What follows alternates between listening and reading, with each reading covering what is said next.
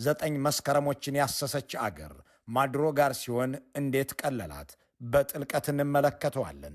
ማድሮ ቤተ መንግሥት ግቢ ውስጥ ለክፉ ቀን መደበቂያ ብሎ የቆፈረው ምሽግና የመሬት ውስጥ ቤት ነበረው። ይህንኑ አሜሪካኖች ወታደሮቻቸውን አስቀድመው ሰልጥነውበታል ይላሉ። ማድሮን ሲይዙት አሜሪካኖች መብራቱን አጥፍተንበትም ነበር ብለዋል።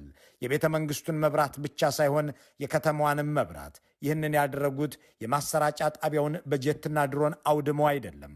የነገሩ ዝርዝር አስገራሚ ነው። ይህ የኦፕሬሽን አብሶሉት ሪዞልቭ የመገላገል ዘመቻ ምን ይናገራል የሚለው ጉዳይ ግን መነጋገሪያነቱ አይሏል። የትኛው አምባገነን ነግበኔ ማለት አለበት? የአንዲት አሜሪካ ጉልበት የስንት ሀገር ሉዓላዊነትን ሊገዳደር ይችላል?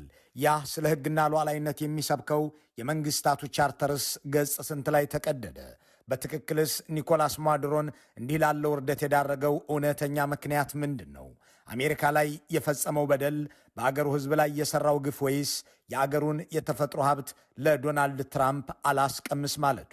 አሜሪካ በ1990 የፓናማውን ፕሬዚዳንት ማኑኤል አንቶኒዮን አገሩ ድረስ ገብታ አስራው ወደ ፍሎሪዳም ወስዳው 40 ዓመት እስራትን አከናንበዋለች። ከዚያ በፊትም ሆነ በኋላ የዋይት ሃውስ ሰዎች የሌላ አገርን መሪ አስሮ ከመውሰድ ይልቅ በአገሩ እስር ቤት ማሰርን ይመርጡ ነበር። ከ36 ዓመታት በኋላ ትራምፕ አዲስ ገጽ ጽፈዋል። እዚህ ጋር አንድ ጥያቄ፣ እኒያ ራሳቸውን ለሰላም ሎሬትነት ያጩት የአሜሪካ ፕሬዝዳንት እንዲህ ባለ የወረራና የማሰር ተግባር ላይ እንዴት ተገኙ? እነዚህን ቁልፍ ጥያቄዎች አስመልክቶ የተጻፉና የተባሉ ብዙ ናቸው፣ እንመለከታቸዋለን። በመጀመሪያ ግን ኦፕሬሽን አብሶሉት ሪዞልቭ የመገላገል ዘመቻ 9 መስከረሞችን ያሰሰች አገር ማድሮ ጋር ሲሆን